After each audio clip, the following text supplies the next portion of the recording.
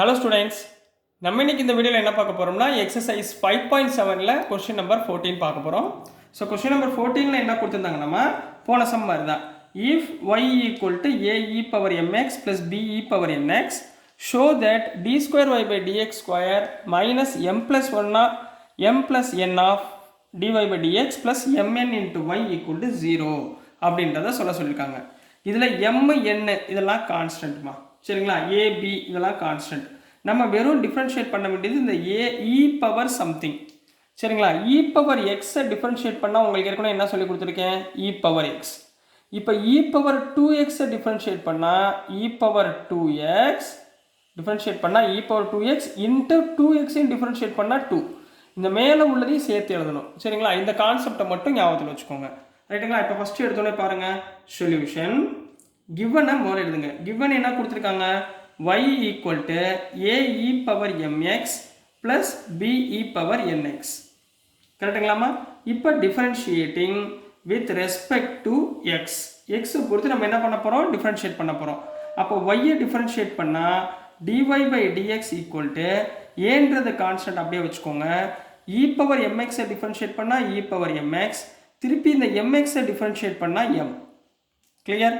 Plus b e power nx, b constant, e power nxஐ differentiate பண்ணால் e power nx, திருப்பி இந்த nxஐ differentiate பண்ணால் l. இது வரைக்கும் ஓகேங்களா கண்ணா? இது வரைக்கும் புரிஞ்சுங்களா? இப்போ திருப்பி நம்ம என்ன பண்ண போகிறோம், இந்த டேர்மை அகைன் டிஃபரன்ஷியேட் பண்ண போகிறோம். டிஃபரன்ஷியேட்டிங் வித் ரெஸ்பெக்ட் டு திரும்பி எக்ஸ். அப்போ dy பை dxஐ டிஃபரன்ஷியேட் பண்ணால் d square y by dx ஸ்கொயருங்களா ஈக்குவல் டு ஏன்றது கான்ஸ்டன்ட் அப்படியே வச்சுக்கோங்க. திரும்பவும் இங்கே e பவர் mxஐ டிஃபரன்ஷியேட் பண்ணால் e power mx into m வருமா, இங்கே ஆல்ரெடி m இருக்குது, ஸோ என்ன ஆயிரும், m ஸ்கொயர் ப்ளஸ் இங்கேயும் b e பவர் nxஐ டிஃபரன்ஷியேட் பண்ணால் e பவர் nx, இன்னொரு n வரும், இங்கே ஆல்ரெடி n இருக்குது, ஸோ n ஸ்கொயர். இது வரைக்கும் புரிஞ்சுங்களாமா? So m square n square தனியாக எடுத்து வச்சுக்கோங்க. இது dy பை dx, இது d square y by dx, இது ரெண்டையும் இதில் சப்ஸ்டியூட் பண்ணிடலாங்களா?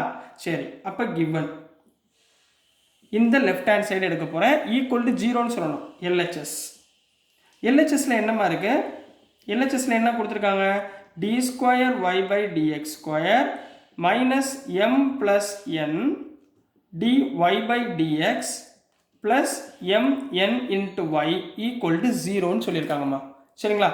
இதில் d square y by dx ஸ்கொயர்னால் நம்ம என்ன கண்டுபிடிச்சிருக்கோம், இங்கே கண்டுபிடிச்சிருக்கோமா? சப்ஸ்டியூட் பண்ணுங்கள். a e power mx into m square plus b e power nx into n square முடிஞ்சு minus of m plus n into dy by dx என்னம்மா, a e power mx into m plus b e power nx into n, கிளியருங்களா? முடிஞ்சு plus mn into y, yனா என்னம்மா, இங்கே இருக்குங்களா, a e power mx plus b e power nx. இதோட value தான் நம்ம simplify பண்ணி என்ன சொல்ல போகிறோம், 0ன்னு சொல்ல போகிறோம், ரைட்டுங்களா? முதல் கொடுத்துருக்கதை எழுதிக்கோங்க. இங்கே என்ன இருக்குது, m ஸ்கொயர் முன்னாடி எழுதிடுறேன். m square a e power mx plus n square b e power nx. இதை எழுதிட்டேன். முதல் இங்கே m-ஆல் இங்கே மல்டிப்ளை பண்ணுங்கள். இந்த ரெண்டு டேர்ம்லையுமே m-ஆல் மல்டிப்ளை பண்ணுங்க கண்ணா. முதல்ல m-ஆல் மல்டிப்ளை பண்ணால் இங்கே என்ன வரும், minus m into m square a e power mx minus m into plus minus mn b e power nx, புரியுதுங்களா? அப்புறம் மைனஸ் n-ஆல் மல்டிப்ளை பண்ணுங்கள். Minus mn a e power mx, அடுத்து minus n into n minus n square b e power nx. இங்கே mn-ஆல் multiply பண்ணுங்கள். Plus mn a e power mx plus mn b e power nx. இப்போ பாருங்கள், m square a e power mx இதுவும் இந்த m square term cancel ஆயிடுச்சுங்களா? அடுத்து பாருங்கள், n square term cancel ஆயிடுச்சுங்களா? mnb கேன்சல் ஆயிடுச்சுங்களா? mna கேன்சல் ஆயிடுச்சா? எல்லாமே கேன்சல் ஆயிடுச்சு. So which is equal to 0. So therefore LHS equal to RHS அப்படின்னு நம்ம ஷோ பண்ணியாச்சு. So this is the answer for question number 14 கண்ணா. ரொம்ப ஈஸியான சம்மு, விட்டுறாதீங்க சரிங்களா. ஸோ நெக்ஸ்ட்டு கொஸ்டின் நம்பர் 15 பார்க்கலாம். ஸோ நெக்ஸ்ட்டுமா கொஸ்டின் நம்பர் 15. கொஸ்டின் நம்பர் 15ம் 14 மாதிரி தான், ரொம்ப ஈஸி தான். If y equal to 500 e power 7x plus 600 e power minus 7x show that d square y by dx square equal to 49y நம்ம proof பண்ண போகிறோம் சரிங்களா. அப்போ நம்ம என்ன கண்டுபிடிக்க போகிறோம், d square y by dx square, அதாவது 2 வாட்டி டிஃப்ரென்ஷியேட் பண்ணுறதை நம்ம ஃபைண்ட் பண்ண போகிறோம் ரைட்டுங்களா.